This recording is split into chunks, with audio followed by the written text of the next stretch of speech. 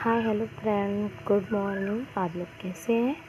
आशा करती हूँ कि आप सभी लोग अच्छे होंगे और स्वस्थ होंगे, मस्त होंगे, अपने अपने कामों में व्यस्त होंगे।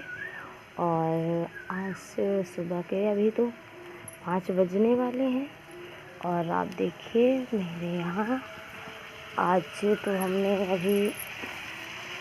अभी तो खाना बना रहे हैं, सब्जी और